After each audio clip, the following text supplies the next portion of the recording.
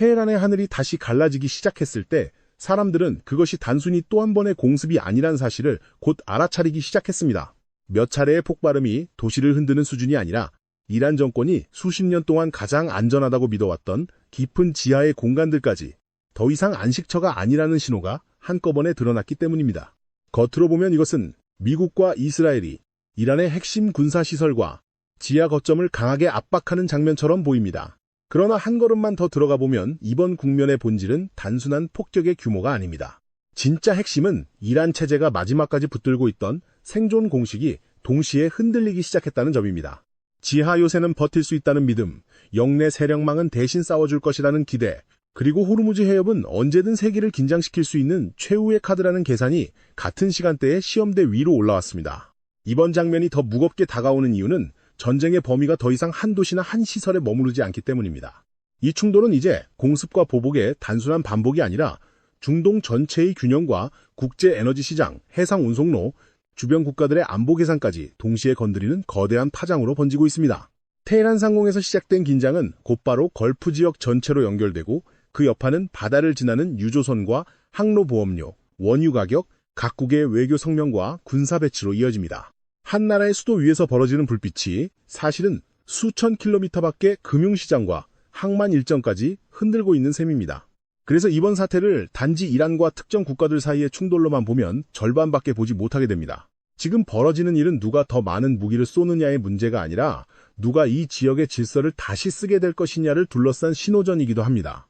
이란은 오랫동안 자신이 쉽게 무너지지 않는 국가라는 이미지를 만들어왔습니다. 외부 압박이 거세질수록 더 깊숙한 지하시설과 더 복잡한 방어망, 더 넓은 영내 영향력을 통해 버틸 수 있다는 메시지를 반복해왔습니다. 실제로 그 전략은 한동안 상당한 억지 효과를 냈습니다. 누구도 이란이 숨겨놓은 지하 인프라가 어디까지 이어져 있는지 정확히 확신할 수 없었고 누가 먼저 결정적인 선을 넘을지에 대해서도 늘 계산이 복잡했습니다. 그러나 전쟁이 일정 수준을 넘어가면 과거의 억지력은 순식간에 시험 대상으로 바뀝니다. 숨겨진 시설은 이제 안전한 비밀이 아니라 반드시 찾아내야 할 고정 목표가 되고 넓게 퍼져 있던 방어 자산은 오히려 상대에게 체계적인 타격의 지도를 제공하게 됩니다. 이번 공습 국면이 보여주는 것도 바로 그 냉혹한 역전입니다. 특히 이번에 주목해야 할 부분은 공격의 무게중심이 이란의 가장 깊은 곳으로 향하고 있다는 점입니다. 지상시설이 아니라 지하의 농축시설, 미사일 저장구역, 지휘용 터널, 연구 공간처럼 체제의 지속 능력을 떠받치는 핵심 구조가 표적으로 거론되기 시작한 순간 전쟁의 의미는 달라집니다. 눈에 보이는 건물 하나가 무너지는 것보다 더 치명적인 것은 상대가 더 이상 숨어 있을 수 없다는 인식이 퍼지는 것입니다. 이란이 오랜 시간 공을 들여 구축한 지하 인프라는 원래 최후의 방패를 위한 것이었습니다. 하늘을 내주더라도 땅 밑에서는 버틸 수 있고 지상 거점이 흔들리더라도 깊은 곳의 시설만 살아있으면 다시 복구하고 재정비할 수 있다는 계산이 그 안에 깔려 있었습니다. 하지만 현대전에서 상대가 정찰과 감시, 정밀 타격 능력을 동시에 확보한 상태라면 깊다는 사실 자체가 더 이상 절대적인 보호를 뜻하지 않습니다.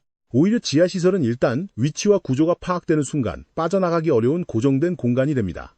입구와 연결 통로, 환기체계, 전력 공급, 내부 이동선까지 모두 생존과 직결되기 때문에 한번 압박이 시작되면 그곳은 방어 거점이 아니라 거대한 함정처럼 변할 수 있습니다. 이란이 지하를 선택한 이유는 분명했습니다. 전면전이 닥쳐도 핵심 자산을 살려두고 지휘체계를 유지하며 장기전에 들어갈 시간을 벌기 위해서였습니다. 그러나 바로 그 선택이 지금은 정반대의 질문을 낳고 있습니다. 가장 깊은 곳도 안전하지 않다면 어디가 안전한가? 가장 보호된 공간도 타격받을 수 있다면 누가 침착하게 명령을 내릴 수 있는가? 이 질문이 번지기 시작하면 무너지는 것은 콘크리트 천장만이 아닙니다. 체제가 스스로를 지탱하던 확신이 함께 갈라지기 시작합니다. 그래서 이번 공격을 둘러싼 진짜 충격은 단순한 파괴 장면보다 그 이후에 남는 공기 속에 있습니다. 지상에서는 여전히 관료 조직이 움직이고 방송은 정상성을 말하고 군은 통제력을 유지한다고 주장할 수 있습니다. 하지만 내부에서 그것을 믿는 사람의 숫자가 줄어들기 시작하면 상황은 전혀 달라집니다. 지하시설은 단순한 군사 자산이 아니라 체제의 심리적 보험이기도 했습니다. 마지막 순간에도 숨을 수 있고 버틸 수 있고 다시 올라올 수 있다는 믿음 말입니다.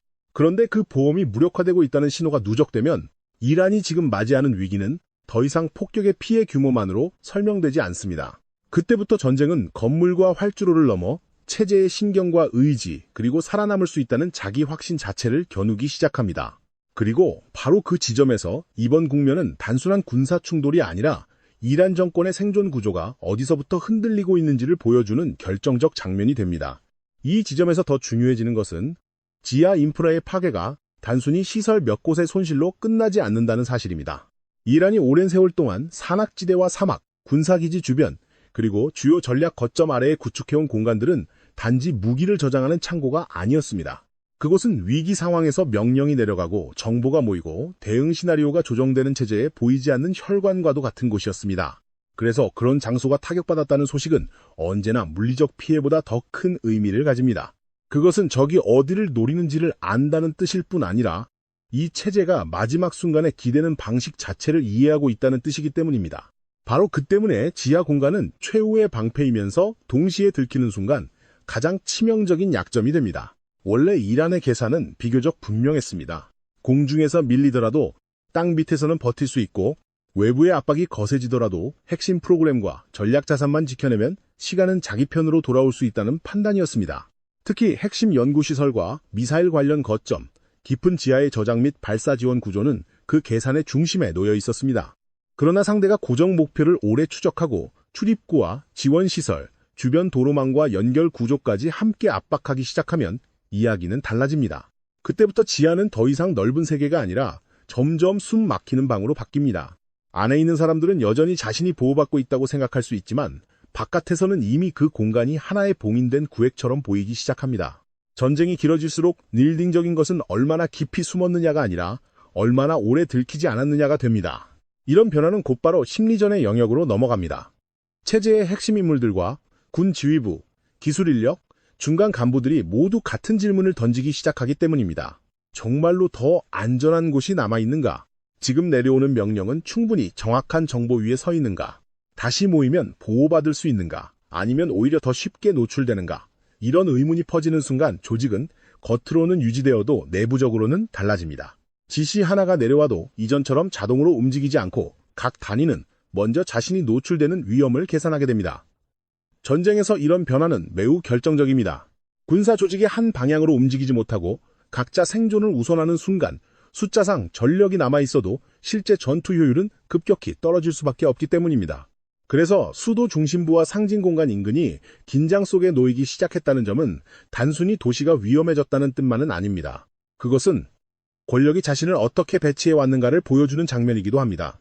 어느 체제든 가장 중요한 시설은 가능한 한 잘 숨기고 싶어 하지만 동시에 가장 빠르게 명령을 내릴 수 있는 중심부와도 완전히 떨어뜨려 놓을 수는 없습니다.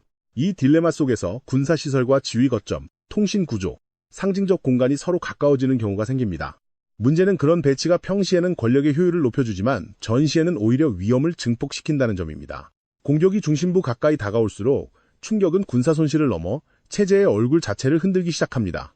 국민이 매일 보던 공간, 국가의 위험을 상징하던 장면, 수도의 질서를 대표하던 중심축이 긴장의 무대가 되는 순간 권력은 더 이상 멀리 떨어진 비밀기지 안에서만 시험받지 않습니다. 여기서 상징의 문제는 결코 사소하지 않습니다. 어떤 정권은 법과 제도만으로 유지되지 않고 안전하다는 인상과 통제하고 있다는 이미지로도 유지됩니다. 수도의 중심은 늘 그런 이미지를 압축해 보여주는 장소입니다. 그런데 그 중심부 주변이 군사 표적과 연결되어 있다는 인식이 퍼지면 시민들이 느끼는 감정은 서서히 달라질 수 있습니다. 처음에는 공포일 수 있습니다. 하지만 시간이 지나면 그 공포는 질문으로 바뀝니다. 왜 이런 위험한 시설이 이런 곳에 있었는가?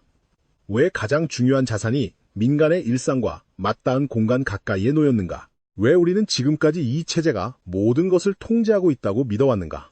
이러한 질문이 쌓이면 정권이 유지해온 불가침의 이미지는 안에서부터 마모되기 시작합니다. 결국 더 큰 문제는 파괴된 콘크리트보다 균열이 생긴 권위입니다. 눈앞의 시설 하나가 무너졌다는 사실보다 더 무거운 것은 그 장면을 본 사람들이 이제 체제의 강함을 예전 방식으로 받아들이지 않게 될 수 있다는 점입니다. 전쟁이 길어질수록 무기와 병력만큼 중요한 것은 상대가 자신을 어떻게 보게 되느냐입니다. 이란이 지금 직면한 위험은 바로 그 시선의 변화입니다. 지하에서는 안전하지 않고 중심부는 멀리 떨어진 성역이 아니며 상징은 더 이상 방패가 되지 않는다는 인식이 겹치기 시작하면 남는 것은 하나의 냉혹한 질문뿐입니다. 과연 이 체제는 여전히 상황을 통제하고 있는가? 그리고 그 질문이 더 넓은 내부로 번져가기 시작할 때 다음 단계의 위기는 단지 시설의 손실이 아니라 지휘체계 자체의 흔들림으로 이어질 가능성이 커집니다. 그리고 바로 그 지점에서 전쟁은 새로운 국면으로 들어갑니다. 시설이 파괴되었다는 사실만으로도 충격은 크지만 더 결정적인 것은 그 다음에 벌어지는 명령체계의 혼선입니다. 어느 군대든 핵심은 무기의 숫자보다 누가 상황을 파악하고 누가 결정을 내리며 그 결정이 얼마나 빠르고 일관되게 아래로 전달되느냐에 달려 있습니다. 그런데 지휘 거점과 비상 집결 지점, 통신과 조정의 중심축이 연속해서 압박받기 시작하면 가장 먼저 흔들리는 것은 자신감이 아니라 질서입니다. 오늘 내려온 명령이 몇 시간 뒤에도 유효한지, 현장의 보고가 정말 중앙에 도달하고 있는지, 같은 하늘 아래에 있는 다른 부대가 지금 어떤 지시를 받고 움직이는지조차 확신하기 어려워집니다. 전쟁에서 이런 상태는 단순한 불편이 아니라 치명적인 약점입니다. 겉으로 병력과 장비가 남아있어도 서로 연결된 하나의 구조로 움직이지 못하면 체제는 거대한 몸집을 가진 채 반응 속도만 느린 조직으로 바뀌게 됩니다. 이란이 지금 마주한 위험도 바로 여기에 있습니다. 오랫동안 강한 국가의 이미지는 강한 보복 능력, 끝까지 버틸 수 있다는 정치적 의지, 그리고 어디서든 즉시 대응할 수 있다는 통제력에서 나왔습니다. 그러나 위기 상황에서 가장 무서운 것은 적의 폭탄보다 내부의 지연입니다. 보고는 올라오지만 판단이 늦어지고 판단이 내려와도 실행 주체가 불안해하며 현장은 중앙이 무엇을 우선순위로 두는지 체감하지 못하는 순간 군사적 충돌은 행정적 혼선으로 바뀝니다. 그리고 그 혼선은 곧바로 사회적 공기로 번집니다. 시민들은 전문적인 군사 정보를 몰라도 체제가 일관되게 움직이는지 아니면 우왕좌왕하는지를 본능적으로 느낍니다. 거리의 분위기, 검문과 통제의 밀도, 공식 발표의 톤, 지도부의 모습, 이런 것들이 합쳐져 사람들은 한 가지를 감지합니다. 지금 이 체제가 이전처럼 단단한가, 아니면 어딘가에서 연결이 끊기기 시작했는가. 한번 이런 감각이 퍼지기 시작하면 공포의 방향도 바뀝니다. 예전에는 정권을 두려워했다면 이제는 정권 자체가 불안정하다는 생각이 사람들 사이에 떠돌기 시작하는 것입니다. 이런 변화는 전장 밖에서도 곧바로 시험을 받습니다. 이란이 수십 년 동안 가장 강하게 내세워온 전략적 카드 가운데 하나는 호르무즈 해협이었습니다. 세계 에너지 흐름에 목줄을 쥔 듯한 위치, 긴장이 고조될 때마다 반복되던 봉쇄의 위협, 그리고 국제시장 전체를 흔들 수 있다는 상징성은 분명 강력한 압박 수단이었습니다. 하지만 그런 카드는 상대가 그것을 실제로 실행할 수 있다고 믿을 때만 가치가 있습니다.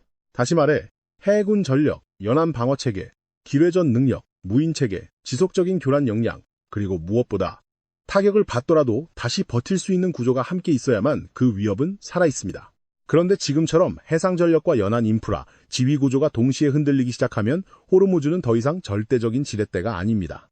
해협을 닫겠다는 의지는 있을지 몰라도 그것을 오래 유지할 능력이 약해지면 위협은 점점 실질보다 상징에 가까워집니다. 그리고 국제시장은 상징만으로 오래 움직이지 않습니다.